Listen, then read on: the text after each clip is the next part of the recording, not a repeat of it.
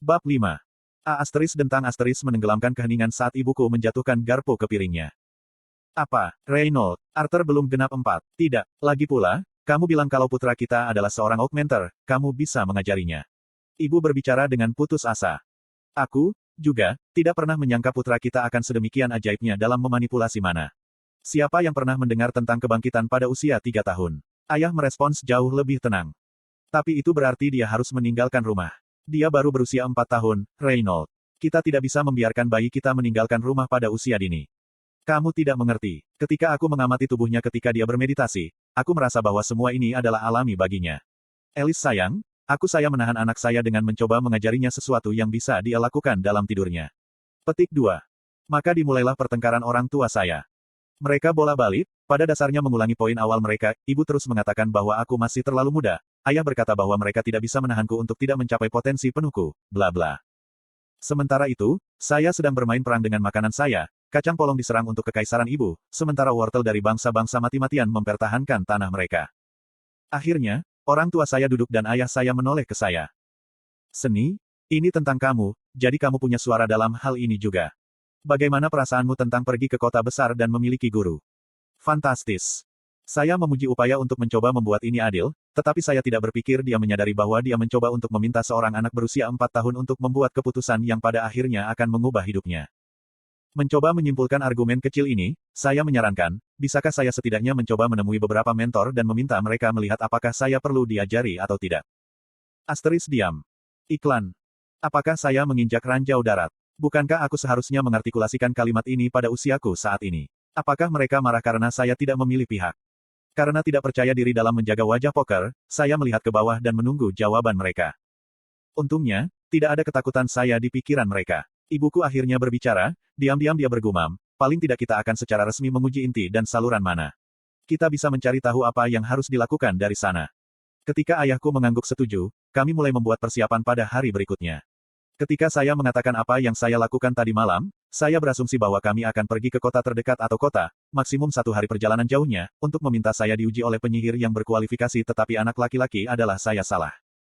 Kami melakukan persiapan untuk perjalanan selama 3 minggu. Sebuah perjalanan melalui kereta kuda melalui Grand Mountains ke sesuatu yang disebut gerbang teleportasi yang akan membawa kita ke kota yang disebut Sirus. Sebuah buku yang saya baca muncul di pikiran saya. Saya ingat membaca tentang sebidang tanah terapung yang dibangun oleh organisasi kuno para penyair untuk tujuan perumahan Mage Academy yang paling bergengsi. Sebuah kota kemudian dibangun di sekitar akademi, kota dan akademi diberi nama sesuai nama pemimpin organisasi, Sirus. Bagaimana mungkin menjaga sebidang tanah, panjang ratusan kilometer, mengapung? Daya tarik, maka tanah di bawah kota akan terpengaruh olehnya. Apakah kota ini memiliki medan gravitasi sendiri?